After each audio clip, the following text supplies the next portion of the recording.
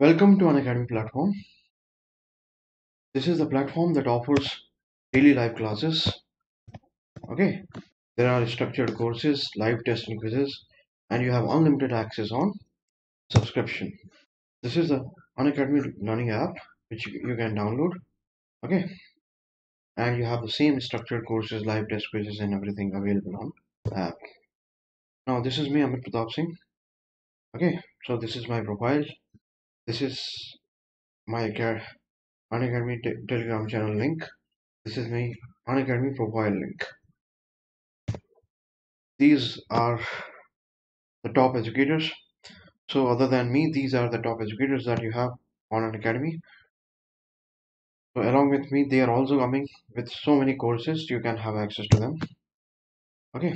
Now, if you subscribe for plus subscription, you have live classes, test series, unlimited practice, structured schedule. And if you go for iconic, you have this personal course, daily mains, and question answer practice, study planner, personalized feedback also. Now, these are the different plans to subscribe, and if you choose any, if you apply this very code, that is Amit PS, you get 10% discount. Okay, again, these are different plans for subscribing to different courses for different duration of time. You can select according to your requirement, and if you will apply this very code, that is Amit PS, you have 10% discount. Okay, so these are again the different plans. These are the list of options that are available on this platform. I'm going to have PSIR.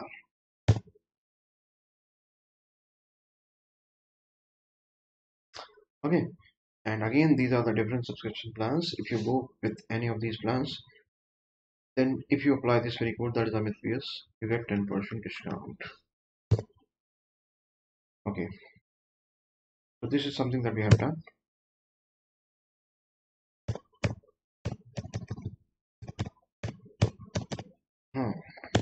In this class, actually, this is going to be the last class in on Plato, and we are going to cover everything that is remaining. Okay, so why this time if you have watched the previous videos, you will be able to realize that ultimately the quest for Plato, the quest of Plato to establish the ideal state, okay, drives him to come with so many theories, and ultimate purpose here is to establish the ideal state, establishment of ideal state. Now, who is going to be the ruler of ideal state?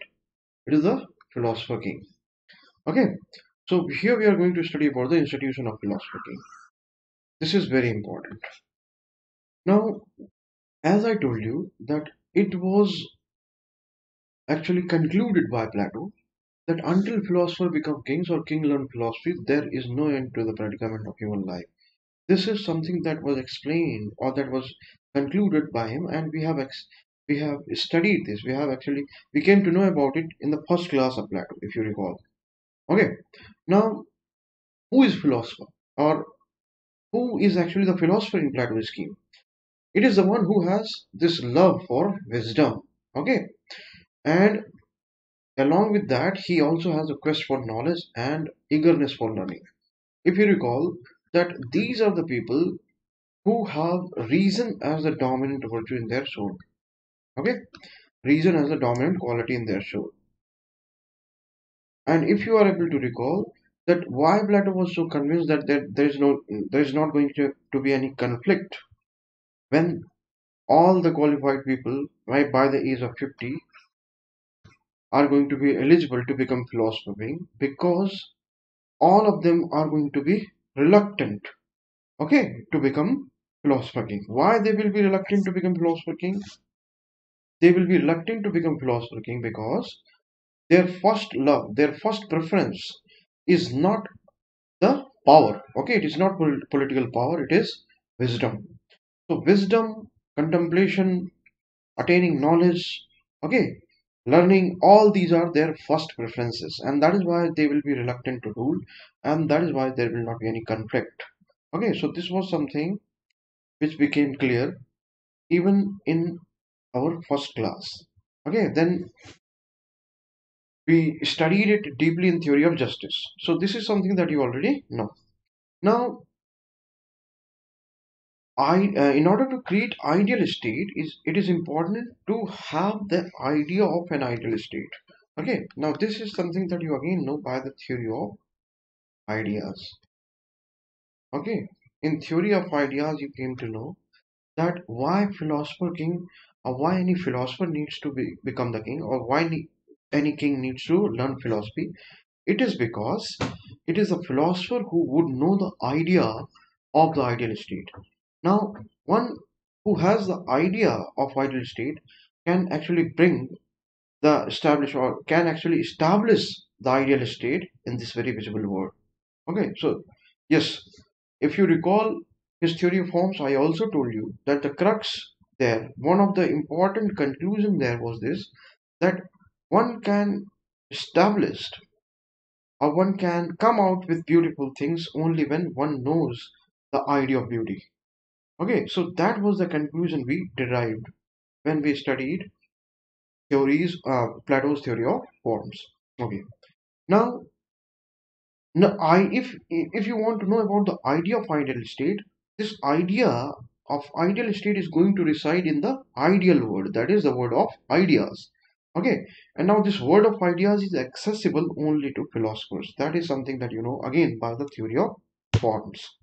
Okay, now who is able to have access to word of ideas? It is only a philosopher, due to his grasp of the idea of good, was best qualified to become ruler. Okay, this is also because only a philosopher has access to the world of idea or the ideal world. Okay, now again, I will just help you recalling the theory of knowledge and the theory of forms, that good is something which is objectively real. Okay, knowledge and good is something which exists in objectively real sense. But where does it exist? It again exists in the ideal world or the world of ideas. And philosophers have access to the world of ideas. Philosophers know about the ideal world. And that is why philosophers know about good. That is what it is being said here, that philosopher, due to his grasp of the idea of good. Why philosophers have the grasp of idea of good? Because they have access to the ideal world.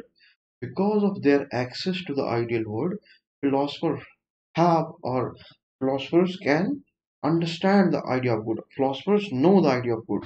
Okay, philosophers, because of their grasp of idea of good, they are best qualified to become ruler. Okay, why they are best qualified to become ruler? Because they know what is a good governance, or what is an ideal state. They know the idea of ideal state. They know the idea of good governance. Okay, they know the idea of good itself. That is why they are best qualified to become the ruler. Now, again here, the same extension of this very same statement, that Plato says that politics and philosophy, okay, they should be safe for each other. Means, are you getting it? It is the extension of the same argument that either philosopher becomes king or king will become philosopher. Because politics will require, a good politics will require good governance. Okay, good politics will also require ideal state.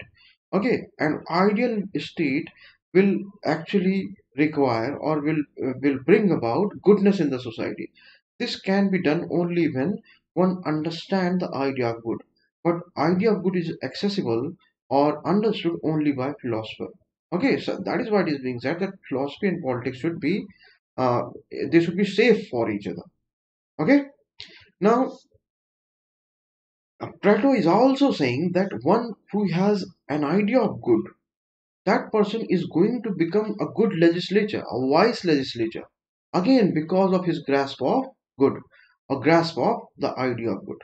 Okay, so Plato is saying that one can become a good legislator, a wise legislator, if he has the idea of good. Okay, because if he has the idea of good, he is going to come with good legislations. Okay, and again recall that good or knowledge was something which resides in soul. Okay, I'm just helping you recall the theory of forms and theory of knowledge. Okay, knowledge was something which resides in soul. It does not reside in ideal. It does not reside in outer world. Good does not reside in ideal world. Okay, outer world. It resides in ideal world, and in that sense, it also resides in soul because soul belongs to ideal world. If you have seen my previous videos, you will be able to easily understand it. Now, statecraft. The ultimate purpose of statecraft, if it is what, to bring goodness in the society. That is the ultimate purpose of statecraft, to bring the goodness in the society. Okay, and how to achieve that goodness? How to achieve that goodness? That good can be achieved only through knowledge. Okay, which kind of knowledge? That knowledge which can be gained by reason and dialectics. Okay, because this is going to reside in soul. In Plato's scheme, this knowledge resides in soul. So, in that sense, statecraft becomes ultimately the soul craft. Okay, because statecraft, the ultimate purpose of statecraft is the establishment of good. Okay, good, establishment of good, that is establishment of virtue. Okay, and virtue is what? Virtue is knowledge. Knowledge resides in soul, that can be known only through reason and dialectics. Okay, so ultimately, statecraft becomes the soul craft. Okay, now it is clear by this very time that in Plato's scheme, or according to Plato, or in his scheme of things, what is the merit to become the ruler? What is the merit to become the ruler? It is the knowledge. Knowledge is the merit to become the ruler. Now, knowledge is to be understood in a very specific sense. Okay, he makes a difference between knowledge and opinion. Knowledge is permanent, fixed, and unchanging. Opinion is changing. Okay, it is not permanent, it is not fixed. So, knowledge being permanent, fixed, and unchanging belongs to the ideal world. That ideal world is accessible only to philosophers, because philosophers are the only people who are ready to struggle to find the truth, okay, to find goodness, to attain knowledge. Okay, so if this kind of knowledge is accessible to someone, or if someone has this kind of knowledge, then he is the only person who is fit to rule, or who is qualified to rule. So the merit here to become the ruler is what? Knowledge. But knowledge, again, I will just repeat this, that it is to be understood in Plato's sense. Okay, so how he is using the word knowledge? He is actually giving a very specific meaning to knowledge by separating it from opinion.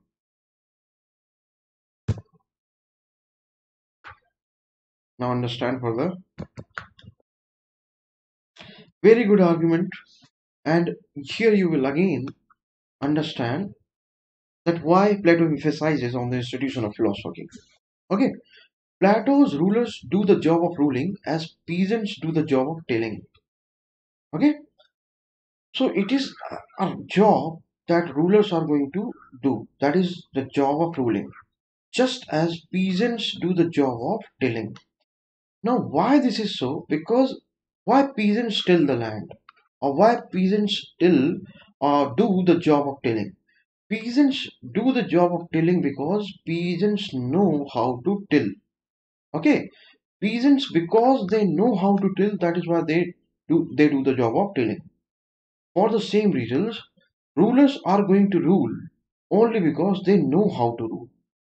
Okay, rulers are going to do the job of ruling only because they know the job of ruling. So, Philosopher King is going to rule only because Philosopher King knows the art of ruling, or the job of ruling. Okay, Philosopher King knows the job of ruling. Why Philosopher King is the only person who knows the job of ruling? Because Philosopher King is a philosopher. He is having access to knowledge. Because he has knowledge, knowledge again in a very specific sense, okay, which is separate from opinion and which is unchanging, permanent, fixed. Because he has knowledge, he also knows, and he also has the grasp of this very idea that good exists in objectively real sense.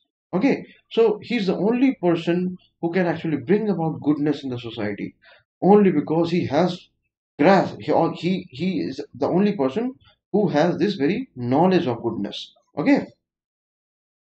Now, Plato's endeavor was to build a perfect society. That is something that you know, where the rulers are expected to uphold and maintain the ideals of public good and justice. Okay, rulers are expected to uphold the idea of public good and justice. And just something that you can connect with Plato's scheme, where he says that it is the philosopher king alone who should be ruling. Okay, because again, philosopher kings or the rulers in Plato's scheme, they are expected to uphold and maintain the ideals of public good and justice. Now, public good and justice, in order to establish or maintain public good and justice, you need to know what is the idea of good. Okay, only then you can bring about goodness or public good in the society. You also need to know what is justice. Okay, so all this is to be known in order to become a and philosopher king and rulers in general. Understand one more thing again, that for this reason Plato vested absolute power in the philosopher king on the premise that reason ought to be supreme, as he also says that no law or ordinance is mightier than knowledge. Okay, here in this very instance, Plato is again showing and establishing the supremacy of knowledge over anything. So, not even laws, legislations, ordinances are going to be superior to one who has knowledge. Okay, that is why philosopher king is going to be the absolute sovereign.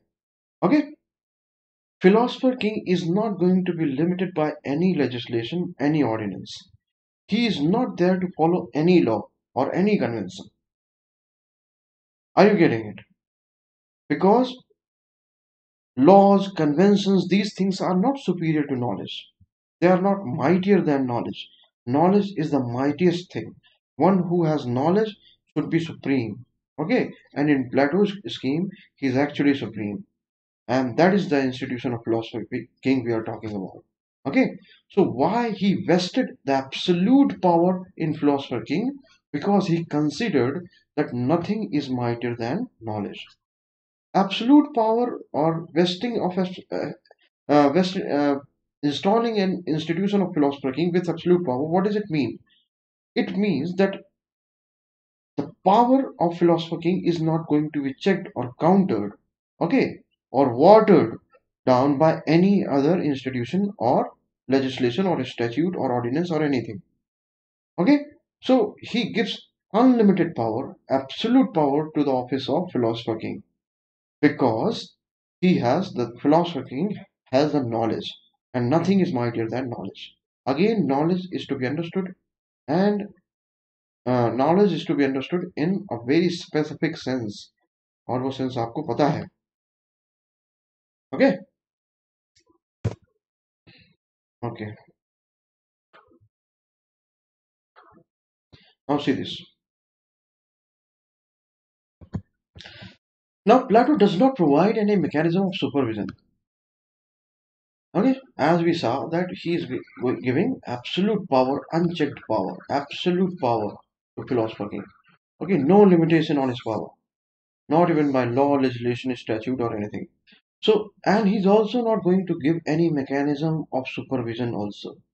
Okay, he is not going to give any supervisory mechanism over the power or over philosopher king to check his power, to have a check upon his power, because again he believes knowledge to be the mightiest one, and he believes that one who has knowledge, he should not be limited by any other book of statutes or law. Okay, so in order to establish the same fact, the same conviction, he is coming out with this very famous statement that it is foolish to limit the expert practitioner of medicine with the book of medicine. Okay, so expert practitioner of medicine, this is again an analogy which is being drawn here.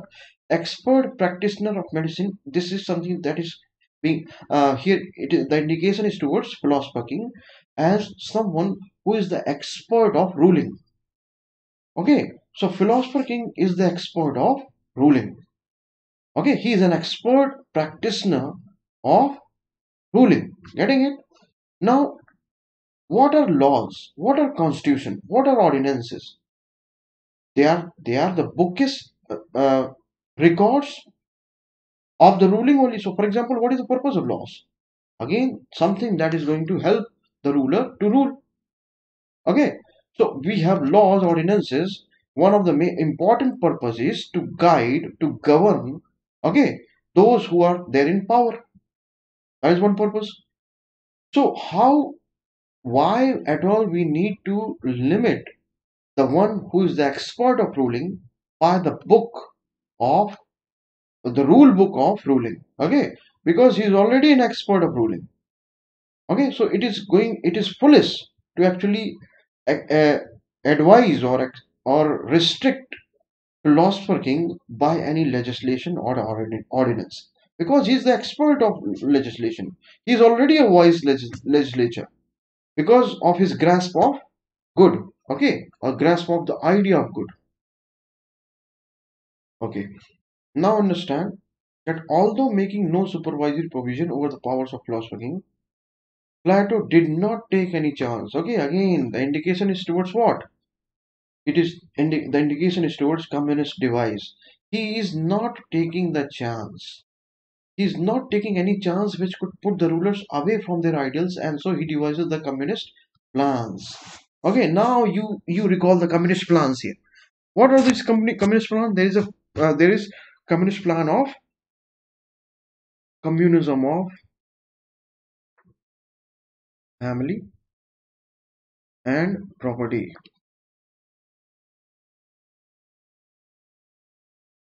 Okay, family and property. Why so? Why there is a community of family and property? Again, because property as an evil. Okay, it represents the element of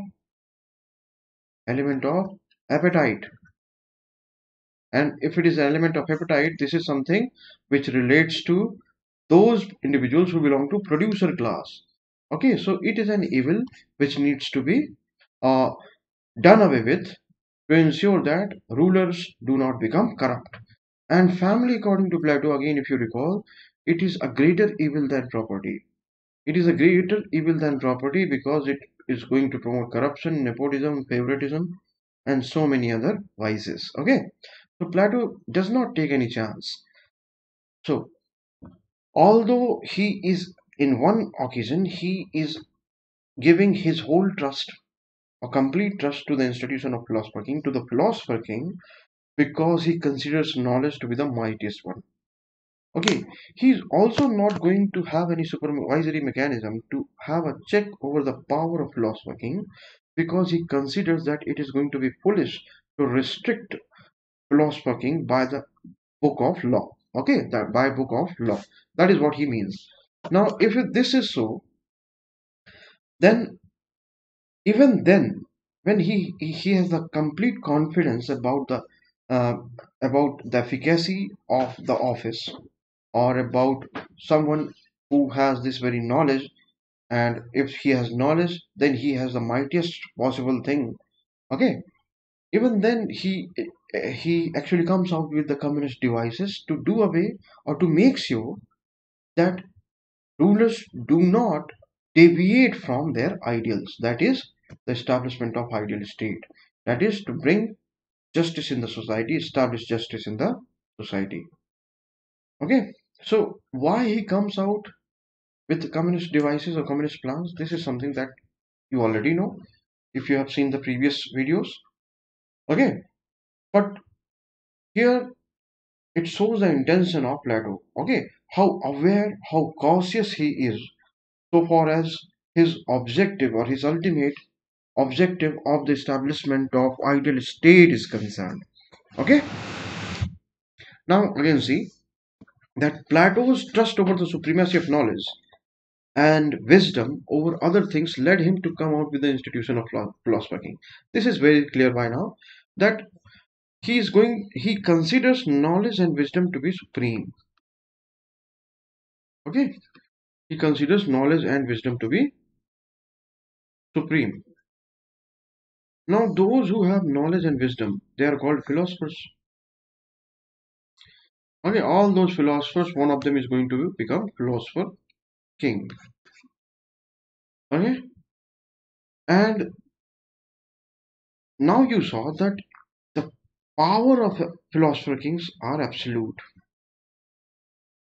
Okay, why it is absolute? Because Plato's belief or Plato's trust over the supremacy of knowledge and wisdom, and that is why Plato's ultimate trust over someone who has knowledge and wisdom. So, philosopher king has knowledge and wisdom, and that is why he is not going to be limited or constrained or restricted by any law or book of law or statute or ordinance or anything. That is why he does not come with any supervisory mechanism to have a check over his power. Okay, although he is coming out with his communist devices so that they do not get deviated by the vices of family and property. Okay, the ill effects that family and property may cast upon his mind, even though they are the people with knowledge and wisdom. Okay, that is why if you recall the Samine's statement that he says that Plato was convinced or so much convinced about the ill effects of property that he saw no way to avoid the evil except by abolishing the wealth itself. Okay, this was something which was said by Samine. I have already taught all that. Okay, now, however, what he did not safeguard, this is very important. Actually, this is the only um, most this I found this to be the most valid criticism of the institution of philosophy. So please pay full attention. However, what he did not safeguard, as pointed out by Karl Popper, if you recall Karl Popper, I told you he is one of the staunchest critic of Plato.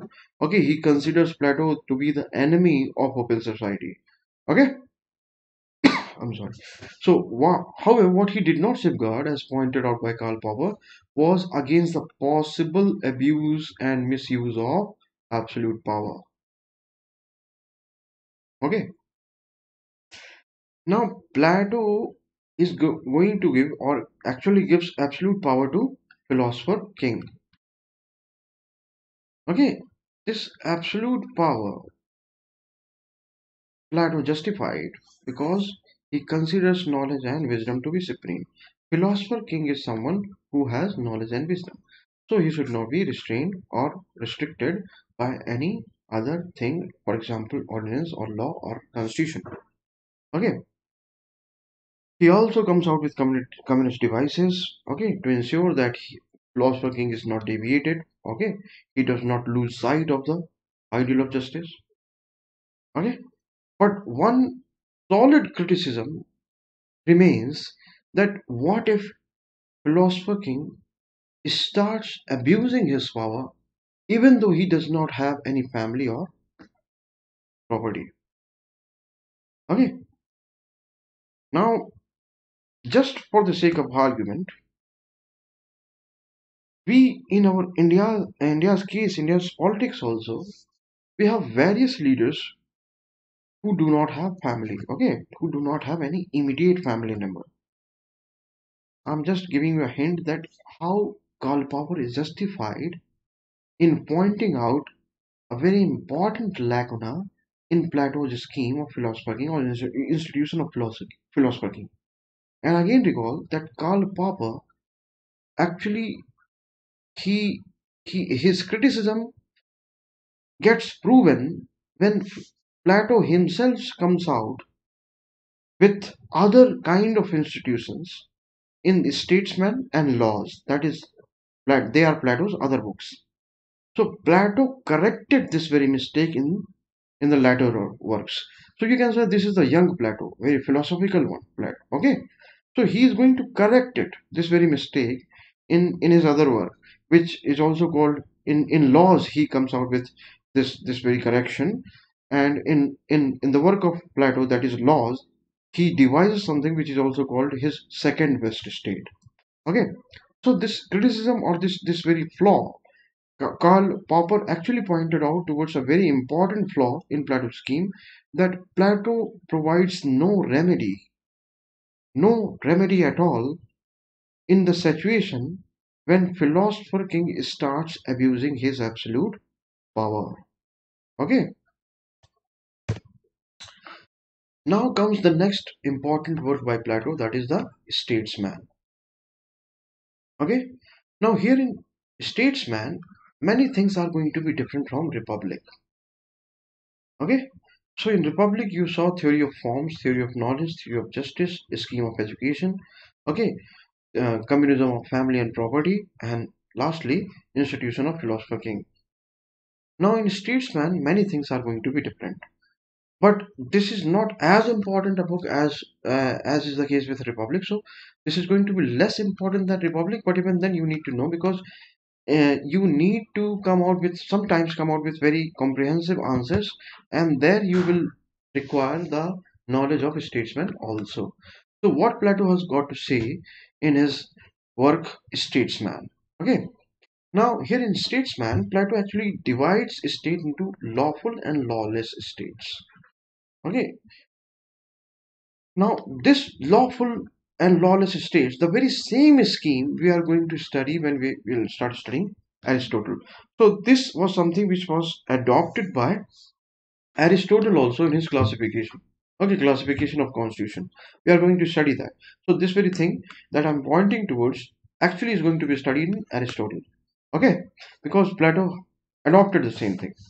Now, what you have seen in Republic, that state in Republic is going to be held by, or it was led by philosophers.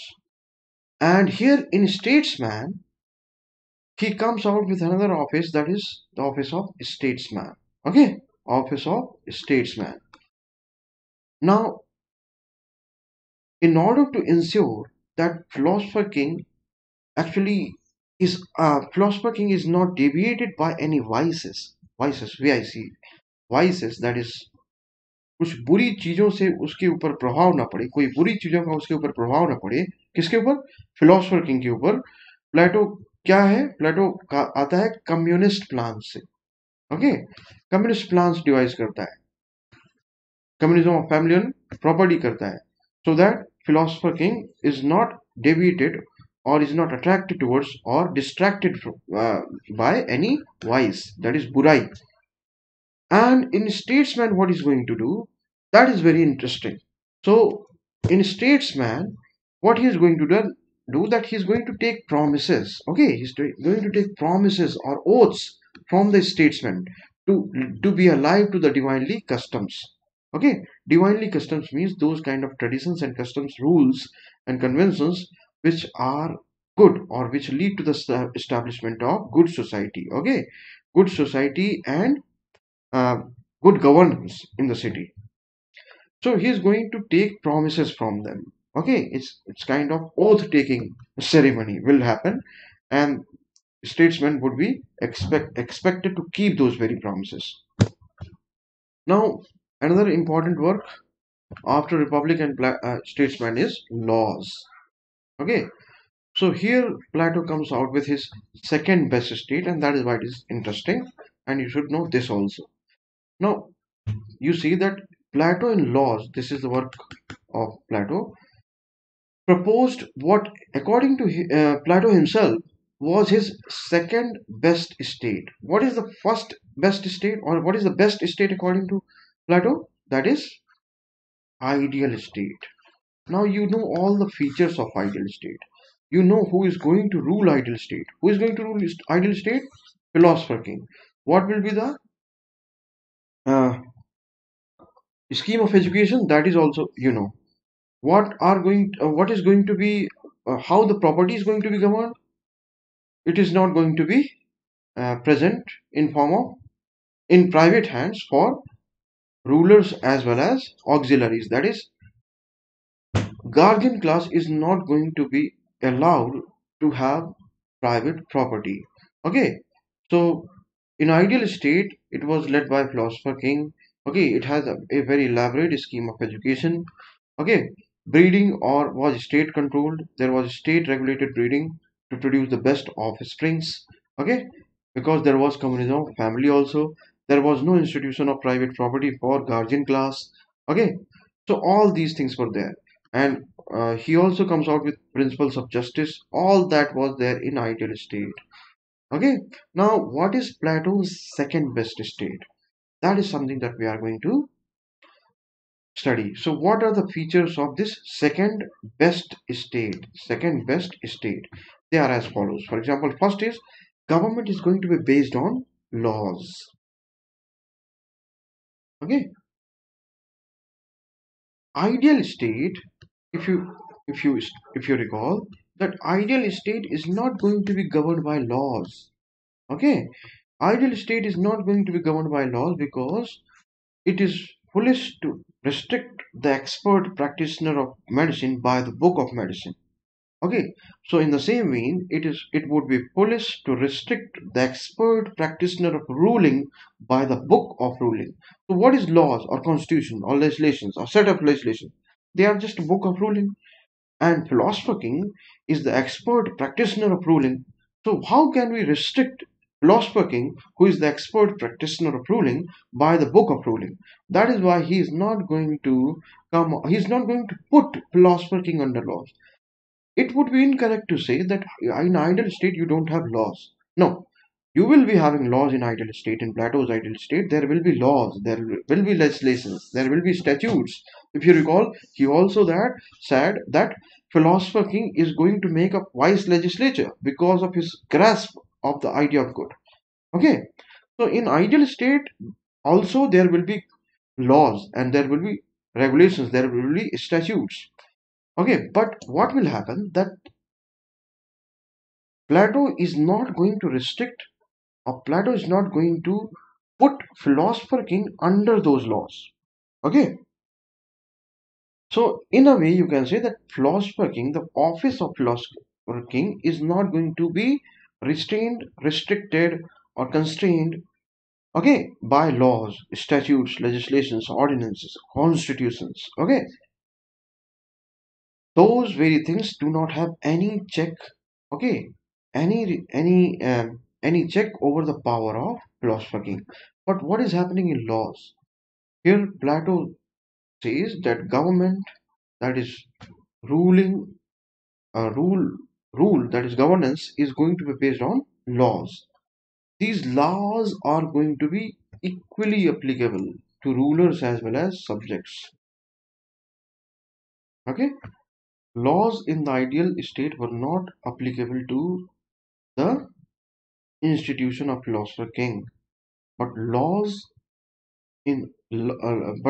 here in this very second best state are going to be applicable even to the rulers, okay, along with subjects.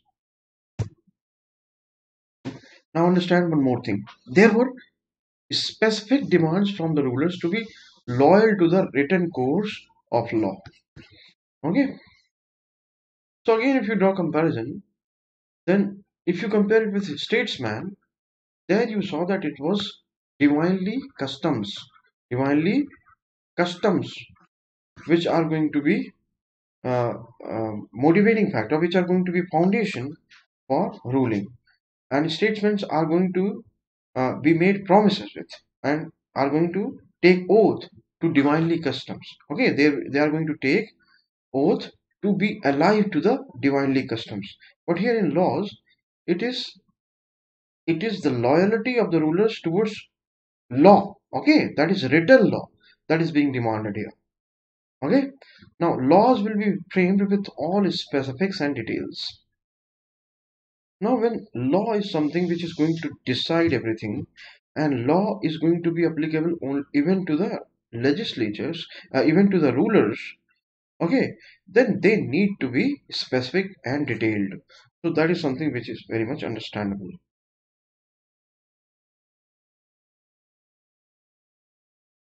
Okay, understand one more thing. Private property was permitted, but difference between haves and have-nots to be reduced. In ideal state, private property was not permitted for guardian class, that is rulers and auxiliaries. But here private property is going to be permitted. But the rift that exists between haves and have-nots, rich and poor, that is going to be reduced. Okay, that is going to be reduced, because it is being tried that stark differences do not exist between haves and have-nots. Population here, Plato is going to convey the same conviction that he showed in ideal state, that population is going to be controlled through birth control measures. Okay, so this is something which you find in Aristotle also, although we are not going to study that because that is not in our syllabus. But both Plato and Aristotle, even the whole Greek civilization was of this very opinion, that city state, or a good city state, an ideal state, okay, simply a good state you can say, should not have very large number of population. Okay, should not have very large population. Okay. What else? The public officials here are going to be commissioned by both, okay, nomination as well as election.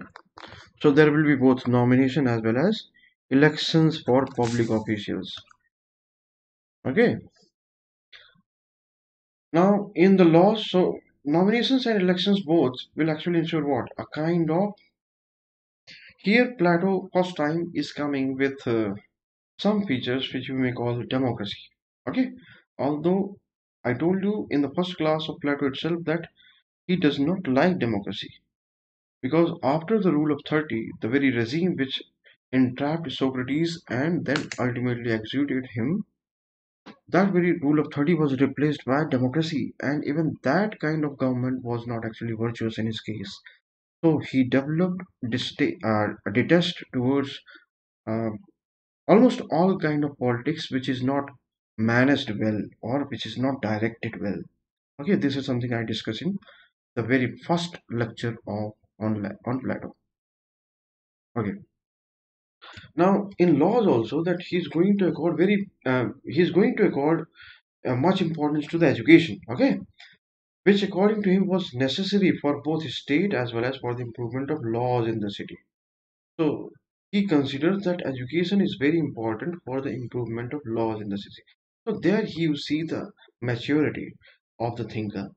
Okay, the kind of importance that he's according, okay, he's giving to education, how he relates the importance of education with the improvement in the laws of city. He believes that laws are going to serve two purposes here. First purpose of law is going to be that it is going to educate individuals about the good life or the good kind of life. How should they actually live? Okay, so that is one purpose of law. And second purpose of law is something that we apply even today also, that it is coercive. Law is going to have a deterrence effect. Okay, an effect of deterrence, that if you do not abide by law, then you are going to be punished. But the educational importance that Plato is attaching with education, with laws, is something which is very original and very new. Okay, according to the time, okay, if you consider time that he belongs to, getting it? So laws have a purpose of educating people about how they should live. That is one thing. And education is going to ensure about improvement in the laws of the city. So how laws and education both are actually complementary to each other.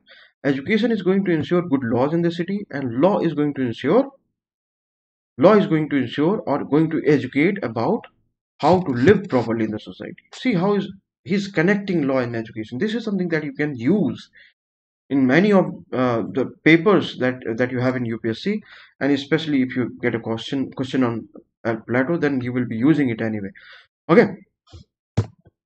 Hmm. Now these are the questions on Plato. You should attempt these very questions, because if you watch my videos, that I discussed everything in detail. Okay, every concept that I have taken care that I discuss it in good detail, you understand it completely. Now, the one benefit that you have with these very videos is that you can play them back, okay? So you can watch the discussion time and again, okay, until you are completely comfortable with any particular issue. Even then, if you have any doubt, you can just ping me in my Telegram link. Okay, I'm going to answer you. Okay, I like this very subject, and I also like those students who like this very subject. So I'm going to answer your questions whenever I will be able to manage time. Okay, so if you have any problem, but I will entertain those very questions only when you watch the videos. Okay, this is not to increase my viewership. This is just to make sure that once you watch the video, you understand the concept. So without watching the video, how can you expect? Okay, how can you expect that you are going to understand the very concept uh, clearly? Because Plato is a tough philosopher. There are many things which are going to be complex here. And the starting is the most difficult part, because theory of knowledge and the theory of forms, they are the most confusing ones. Although again I have tried my best to come out with pictures, okay, the graphics and all, again to help you visualize what Plato is saying. Now, this is my promise that if you watch those videos where I have discussed theory of forms, theory of knowledge, and then the kind of pictures that I actually invested my time to search those pictures and then paste them here, you are going to like it. And more than the liking, it is something that I actually want is that you should actually understand it. Okay, so if you watch these videos with full sincerity, you will be able to understand it. That is something that I know. Even then, if you're not able to understand, then you can just ask question. You can ask your questions anytime, okay, on the Telegram link that I have provided. Okay, now reality is the side of ideas. Discuss. You can discuss this very thing because this is coming from what? Theory of forms. Okay, theory of ideas. So this is something that you can do. Also related with theory of knowledge. So when you explain theory of forms related with theory of knowledge, when you get a question on what is knowledge, okay, that is coming from theory of knowledge, then you relate it with theory of forms also. Because I told you that theory of forms, you can say, is one extension of theory of knowledge. Okay, and they are so connected with each other that if you understand one thing, you understand the other thing also. Then Plato's theory of education is the logical result of his conception of justice. Okay, comment. So what you are going to do in comment? In comment, you have full freedom to take a stand. So you can actually oppose it that Plato's theory of education is actually the logical result of his conception of justice or not. So although you have full freedom to comment and full freedom to take a stand, but here actually you are going to support it. Because if you really understand Plato's scheme of education and Plato's conception of justice, then you will see that yes, it is actually the logical result of his conception of justice. Okay, now state is individual writ large. I explained it well. Okay, you can watch the video and answer it. State is individual writ large. That means state is the bigger version of individual. Okay, state is an extension of individual. State is an extension of individual. That would mean that whatever is true in case of individual, if that is replicated among all the individuals, in case of all the individuals, that is going to have the same effect at the level of state also. This is actually the theory of justice, where justice is both a private as well as public virtue. Okay, so you are going to connect state, Plato's view, Plato's opinion about state, that how it is not emerging from the oak tree. Okay, it is actually the collection of people. Then you are going to discuss the theory of justice also. Then the question on the statement of nettleship. Plato's communism is a supplementary machinery to give effect to and reinforce that spirit which education is to create. Okay, so Plato's communism here, nettleship is saying that it is a supplementary machinery to give effect to and reinforce that spirit which education is to create. Okay, so education is going to create what? A guardian class. Producers class are not going to study after 18 years of age. So mainly the education is for what? Guardian class. And communism, if you recall, the scheme of communism is again for guardian class only. Okay. So now if you connect these 2 points, then you can comment on this very statement also. Connect these 2 points that I just told you. Okay. This is again not going to be difficult to answer. Hmm. Now we are going to do something here. a kind of commentary. Okay, so Plato as the father of political philosophy and political idealism. Understand? Means here we have to point out that Plato, do we consider, why do we consider how other scholars have viewed Plato as the father of political philosophy and political idealism. Okay, so we are going to see the views, the statements of various scholars. Okay, so it is a good write-up, just concentrate on it, and I have converted that write-up into slides, but this is going to be very useful in order to conclude your answers. Okay, because the things that I'm going to discuss here is something that you already know. By this time, you already know everything about Plato. Here, you will come with various statements by various scholars. That is again something which is very useful in order to write good answers. So this is one purpose. The other is the simple understanding, the revision, and the third purpose is that this very material is going to be useful in concluding well. Okay, sometimes it is good in giving good intro also. So Karl Popper, that is, I told you, one of the staunchest critic of Plato. Okay, he vehemently opposes Plato for and calls him the enemy of open society. Okay, Karl Popper calls Plato the enemy of open society. One of the staunchest critics of Plato admitted that one can either be Platonic or anti-Platonic, but hardly ever non-Platonic. Oh, see, See the greatness of Plato here. Even his staunchest critic is coming out with such fine statement about him. Okay, so Platonic or interplatonic means either you are going to be with Plato or against Plato. Plato is something that is going to be all pervasive. That is what he means. He is going to be present. Okay, so either you are going to say something which Plato has said, or if you are going to say something that is not what Plato has said, then that statement is going to be opposite to Plato. But Plato would have made a statement about that. Okay, that is the meaning here. Getting it? So that this very statement is actually indicating towards the vastness, the hugeness of the domain of thinking of Plato. Okay, getting it? So how vast his sphere is, his domain of thinking, his ideas actually have this very span that it is going to cover everything. That is what we mean. That is the meaning of this very statement by Karl Popper. Okay. So yes, he has theorized on education, justice, ideal state, constitution, laws, statesman, everything everything that any mind could conceive of during those times. Now, many things you do not know because we are studying Plato only. We are interested only in political philosophy. Okay, so you say that no, Pythagoras was a great mathematician. We have not studied anything about Plato's view on mathematics. Now, this you should know if you have this very opinion that in those days mathematics was not different from philosophy. Even today, at the very highest level, they are going to actually have connection with each other. But if you recall that mathematics was also something which was to be found in intelligible word. If you recall the divided line, okay. And in Plato's Academy, it was written that those who not know mathematics need not enter here.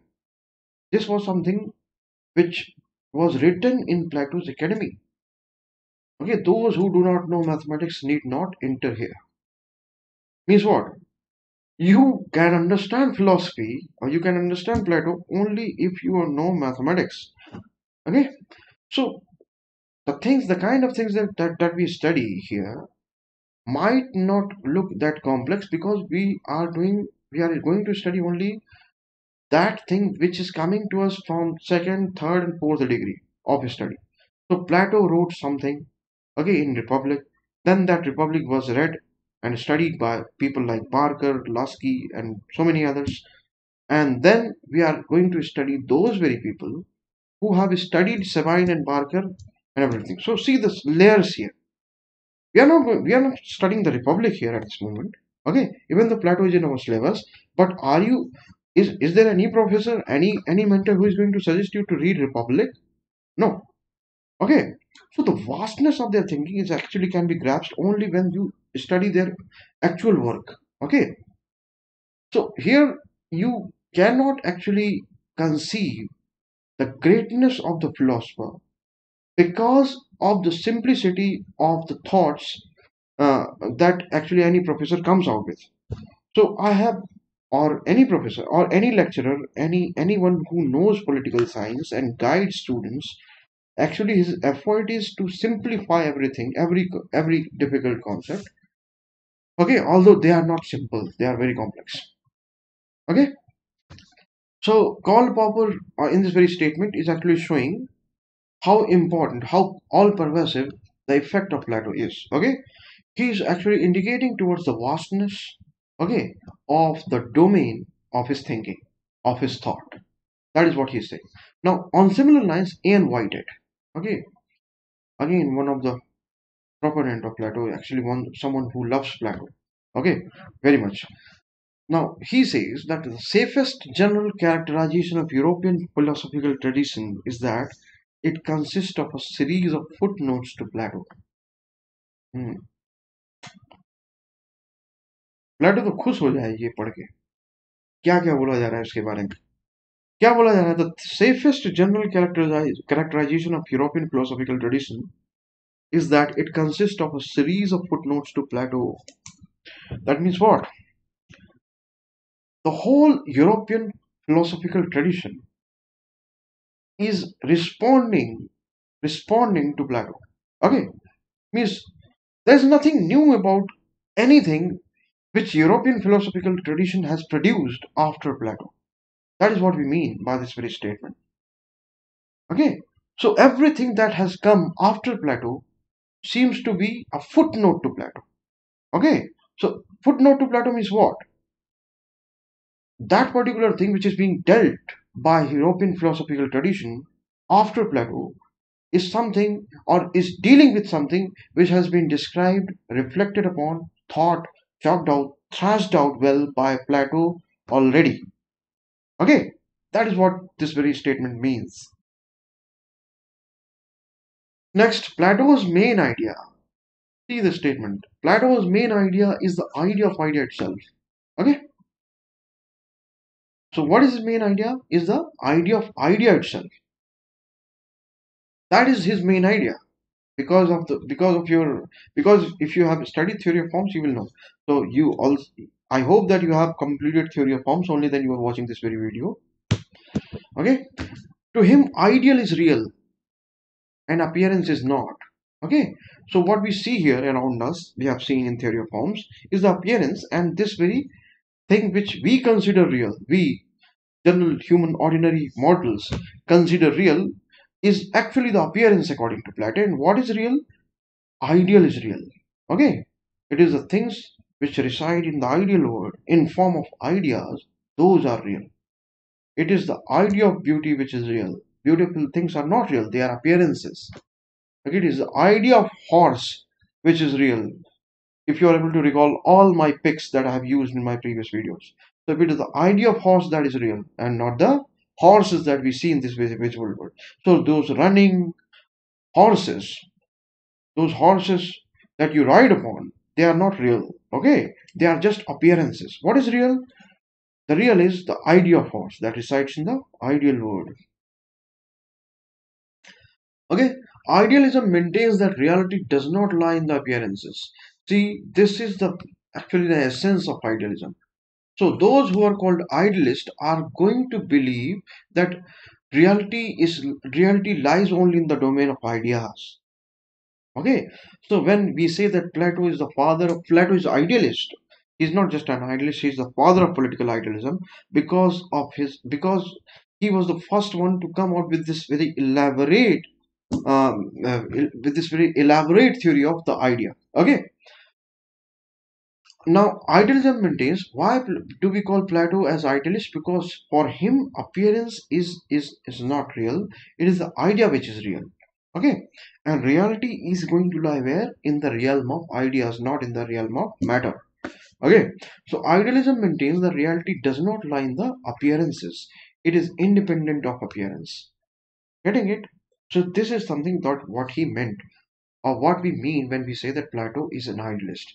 Plato is an idealist because for him, reality lies in the realm of ideas, it does not lie in the realm of matter. Now, the word that appears to senses is in some way defective. Okay, this visible world, this world that we see around us, is defective. So, what is perfect? Okay, what is perfect? The ideal word is perfect. Now, the word that appears to our senses is in some way defective and filled with error. So, there is error in this very visible world, but there is more real and perfect. But there is more real and perfect word. Here, there is a typo. More real and perfect word populated by entities called forms or ideas, which are eternal and changeless. Okay, so beyond this very visible world, the sensory world, okay, the word of matter, there exists a real world which is populated by entities which are called forms, okay, or ideas. Now, among the most important of these ideas are goodness. There are there is idea for everything that exists in material world or that seem to exist in material world. We have a corresponding, a respective idea existing in that very ideal world. But even among those entities which exist in form of ideas or forms, there is a hierarchy. And the best of the ideas are what? Ideas of goodness. Okay, duty, equality, changelessness. Supermost is the idea of justice and ideal state. Okay, these are the supermost ideas. Considering Plato's contribution towards political philosophy, Emerson says, see, another fan of Plato, Emerson. Okay, Emerson says that Plato is philosophy and philosophy is Plato. Okay, Plato is philosophy and philosophy is Plato. Again, something which is in praise of Plato. So Plato has also been a champion of gender equality. This is something that you know or you came to know when you when you were studying theory of education, his scheme of education. There you saw that he was influenced by Spartan features of education, Spartan elements of education, and in Sparta, women were given education, and he's going to make that facility available in his scheme of things, which he wanted to establish and to be replicated, uh, to be applied in Athens also. And not only that, he is also quite open towards the idea that a woman can also become a philosopher king. That is, he is also open to the idea of the office of philosopher queen. Okay. So this is important. See, consider the age that we are actually talking about. 300 to 400 BC, before Christ. Okay. So, see, although he considers women to be suffering from some infirmities, okay, although he considers women to be suffering from some infirmities, some deficiencies, okay, but they can be removed through scheme of education. Okay, so he's very much positive, very much optimistic about the infirmities that women suffer from, deficiencies that they have. All that can be done away, all that can be removed by proper scheme of education, and that is what precisely he does with his scheme of education. And that is why after education, by the age of 50, a woman is equally eligible for the office or the institution of philosopher king as any other man or male. Hmm. Next, uh, this is this is coming from Plato as enemy of a society. This is coming from whom? Karl Popper. Okay, so this is coming from Popper, and now we are going to analyze this. Okay, why he considers him an enemy of open society, and whether that very criticism is justified or not. Okay, enemy of open society means what? He's against uh, liberal ideas. He's against uh, people's freedom. Okay, people's liberty. All that's what we mean when you say that Plato is enemy of open society. Now, even when uh, even when you start considering or giving some kind of consideration to the statement made by Karl Popper, what do you think that what would be the reasons or why at all Karl Popper comes out with this kind of extreme opinion that he calls Plato to be the enemy of human society? Why at all? What are the features in Plato's scheme or Plato's theory that might impel or that might propel Karl Popper to call him the enemy of open society? Although you have seen that Karl Popper himself is a kind of fan only because he says that whole Western political philosophical tradition is either uh, Platonic or anti-Platonic. Okay, so he is able to recognize the vastness, the hugeness of his domain, his span of thought. Okay, the the wide area that it covers. But even then, he comes out with this very statement. Now, I think you will be able to realize that this is because of Plato's scheme of education, his communist devices. Okay, his his his emphasis over knowledge being the supreme, and that knowledge being possessed by Philosopher King. That is why his insistence upon the supremacy and the absolute power of Philosopher King. All that I think you will be able to realize at this very point. Okay, so now we see here what is being written.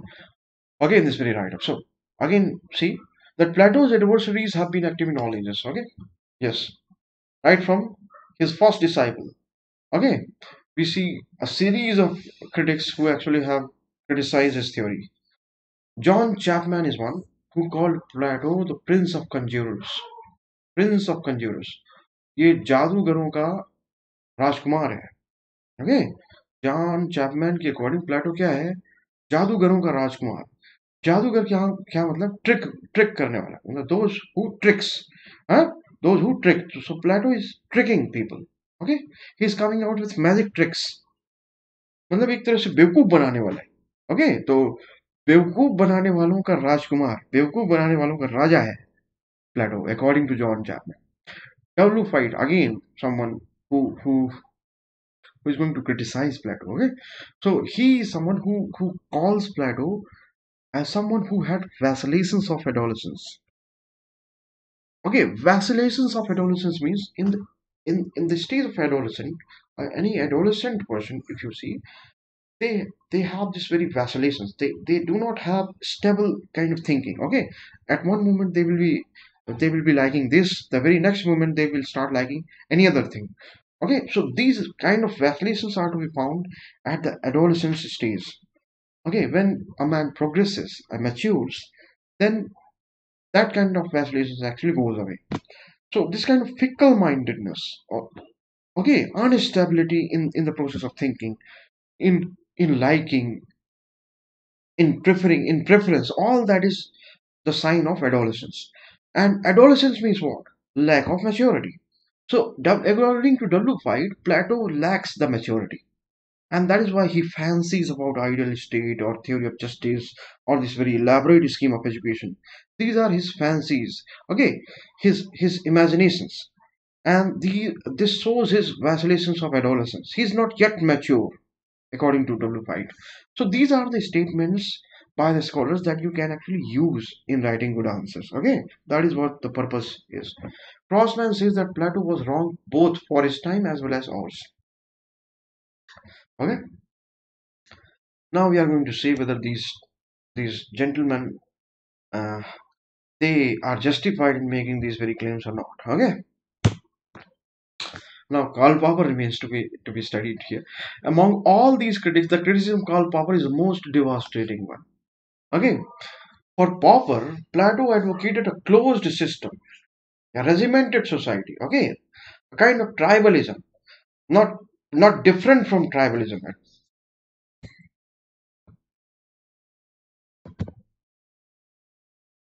Okay, now see, Karl Popper says that Plato's institution of Philosopher King and his theory of justice, communism and education are the subtle forms of justification for authoritarianism and totalitarianism.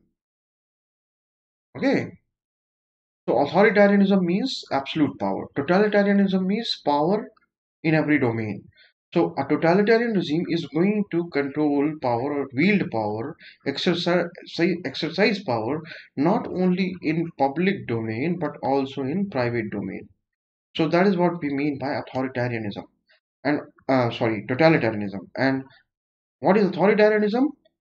It is kind of absolute power. Okay, absolute power. Okay, absolute power where hierarchy matters a lot. So the one who is in the top of the hierarchy is going to have unquestionable power. So that is what we mean by authoritarianism. Totalitarianism, by totalitarianism we mean power over both public as well as private domains, means every domain is being dominated by power. Okay, power of what?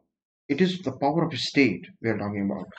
Okay, for power, Plato advocates a closed system which is not different from tribalism. And Popper also says that Plato's institution of philosopher king and his theory of justice, communism, and education are the subtle forms of the justification of authoritarianism and totalitarianism. Now, I don't think that there would be any problem because the kind of discussion that I had, I don't think that you will have any problem in making sense of these very statements. Okay, I don't think any problem is there. I move forward and see this next statement here. Popper condemns Plato's political program and opines that far from being merely superior, totalitarianism is fundamentally identical with it. Okay, so Plato's political program is being condemned by Popper here. And what he's saying that Plato's program is actually identical with totalitarianism. That means what? I just told you the meaning of totalitarianism. That means wielding state power in every domain. So the state power is all pervasive in totalitarian regimes. So totalitarian regimes are going to have control and regulation not only in your public life but also in your private life. So Popper is saying that Plato's political program is going to is actually similar to that kind of totalitarian regime. Okay, next. Okay, Plato again says, Popper further says that excellent as Plato's sociological diagnosis was, okay, his own development proves that therapy he recommends is worse than the evil he tries to combat. Means the diagnosis or the diagnosis of the ills of the state or the city state of Athens. In that very diagnosis, Plato realizes about certain evils that needs to be removed, that needs to be fought against. But the kind of resolutions, the answers that he's coming out with, according to Popper, those very answers, those very resolutions are going to be worse than the problem itself. Okay, getting it? And Popper's here he's saying that this is evident by his own development. Okay, by development of Plato himself. Because when Plato matures, or when Plato makes some corrections and comes out with other works, for example, Statesman, and you have seen in Laws also, then he is going to make all those corrections in his theory again. Again, that is why he is going to come out with the office of statesman and then in Laws with someone, a ruler who is going to be obliged by law, just like other individuals. So here, Plato is going to make corrections in his statement. And that is something which again proves that he was wrong while suggesting for the office or the institution of philosopher king or the establishment of idea of justice, ideal justice, or establishment of ideal state, or proposing the theory of justice or the scheme of education or even the communist devices. All that is wrong is further proved by the fact that Plato himself makes these corrections in his lateral works, that is Statesman and Laws. Okay, But this is rather unfair criticism of Plato. All these criticisms, which because I stressed on these very scholars, because first, in order to understand criticism, or in order to actually counter those criticisms, first you need to understand them comprehensively. Okay, so here we are going to criticize, or we are not going to accept these criticisms, or we are going to counter majority of them, but that is possible only when we understand the depth of the criticism itself. Okay, so now you have come across, you now understand the criticisms that have uh, come from different quarters. Now we are going to see that how those majority of them do not actually hold scrutiny of the examination, or the fact that we have with regard to Plato's scheme of Plato's theory. Okay, now understand or analyze Plato deeply, and then many of the criticisms are going to be countered easily. Okay, that is something that we are going to do now. Now see, if Plato was truly totalitarian, okay, it is being said that if Plato is truly totalitarian, I told you what is the meaning of totalitarianism. A totalitarian regime is going to oversee not only public life, is going to wield power not only in public life, but is also going to oversee, to control, to regulate your private life also, your family life also, your social life also. So all the civil society organization, your social sphere, okay, your private sphere, that is family, and everything is going to be under the supervision, control, direction, regulation of state. That kind of regime is called a totalitarian regime. Okay, so you have seen this kind of regimes in, uh, say, for example, fascist Italy, okay, or Nazi Germany. So these kind of regimes were even under uh, during phase of Stalin, and in many other countries we have seen these kind of regimes, where regimes, the state power actually tries to or attempts to control or regulate, okay, your private sphere, your social sphere, your civil society sphere also. If Plato, the claim or the counter which is being made here is this, that if Plato was truly totalitarian, if he was truly in favor of totalitarian regime, then he would have proposed what? A police state. Okay, police state just like one we had in Nazi Germany or Mussolini, uh, Italy and Mussolini, or he would have made provisions for secret police and would have suggested harsh and severe punishment. Okay, all that would have been the case if Plato was truly totalitarian. Not only that, see here, we do not find all that in Plato. Okay, we do not find police state in Plato. We do not find spies having supervision or spying the family individuals when they are in their with their family members. All that is not there in Plato's scheme. Plato's rulers are rulers without comfort and luxuries. Yes or no? They do not have families. They do not own property. They cannot call any child to be their own. Okay? So every child is their child because they do not have actually, do not know that they are the father of any individual child or any particular child. They are the master without owning anything. See? They are the rulers. Philosopher King does not own property. See? Philosopher King and similar other rulers are not going to own anything. So they are the master without owning anything because Plato scraps the very institution of private property. Okay, he does away with any institution of private property. So there are parents without calling their children their own. Okay, because of the communism of family, those rulers are the parents. The individuals belonging to guardian class, they are parents without calling their children their own. Okay, they have powers which are absolute in nature, but they also have absolute responsibilities. Agreed that they have absolute powers, but they also have absolute responsibilities. Okay, they have absolute responsibilities also. Okay, now see here. Plato's plan was to organize entire social order on the basis of knowledge, skill, and expertise. Okay, on the basis of knowledge, skill, and expertise. And Plato's scheme of education is a guarantee for the development of the state, and a state which is an ideal actually. Ideal not in according to Plato. Ideal if you compare or if you consider ideal in terms of good governance. So the kind of education that he's trying to bring or he elaborates upon is actually going to generate or produce individuals who will have character, strong character and knowledge, and also they will be having the first hand experience of practical working of administration. All that will be there with those individuals who undergo that kind of education. Okay. And Plato was also of the opinion that the state could be structured afresh as against Popper's view of piecemeal social engineering.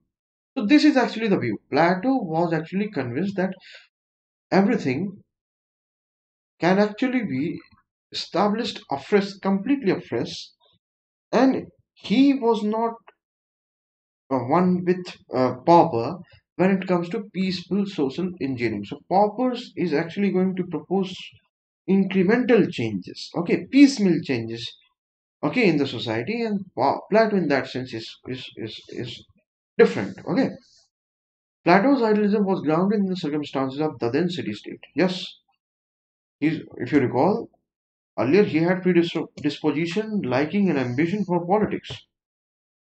But under the influence of Socrates, he started developing interest in philosophy, and that later on became his first attraction, first love.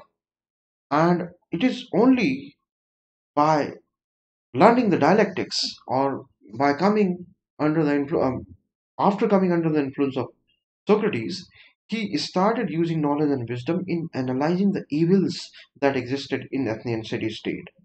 Okay, so the kind of idealism that he's coming out with is actually the result of his analysis of the evils that his polity suffered with. Okay, his Athenian state suffered from, and that is actually the reason why he's coming out with this kind of idealistic thoughts.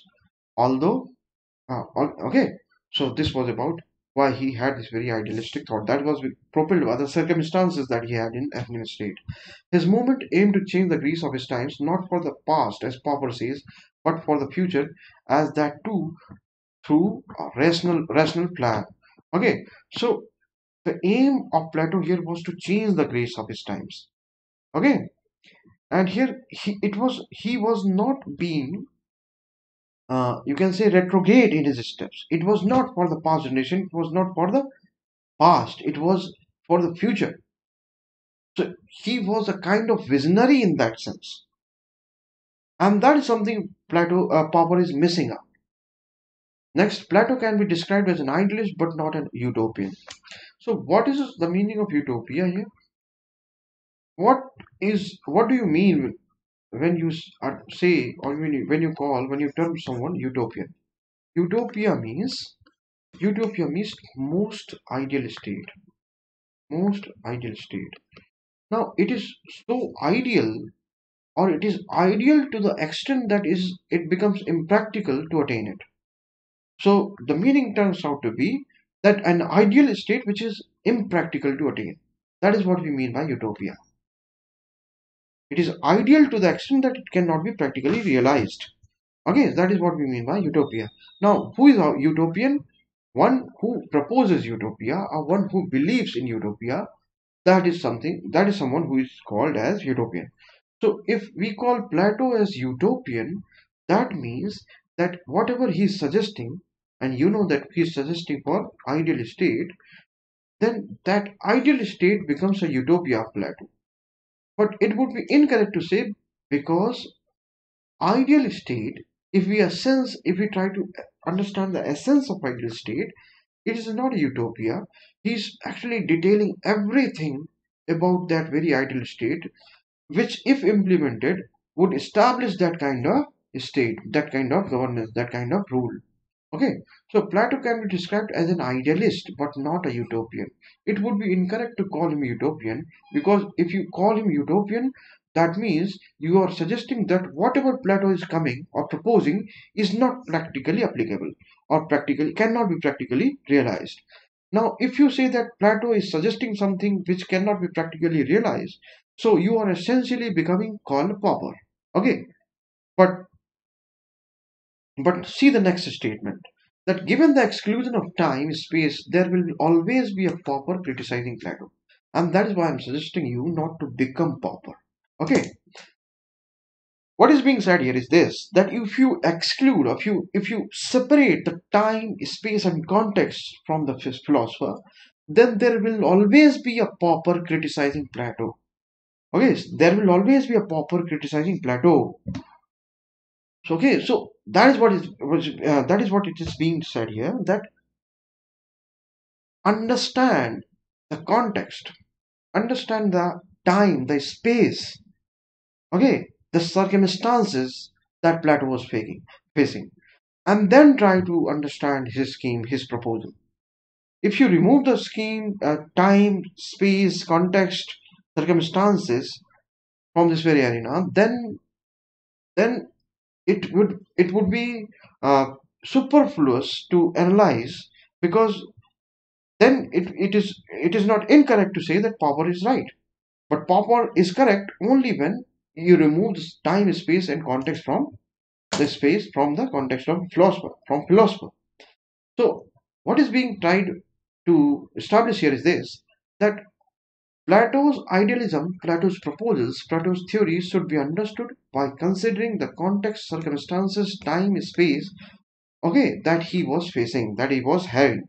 So it was Athenian Greek city-state which was defeated because of certain lacunas in his scheme of education, okay, in the kind of polity that it was having, okay, the kind of education that they were actually proposing, the kind of people who were acknowledged as knowledgeable, all those lacunas were there.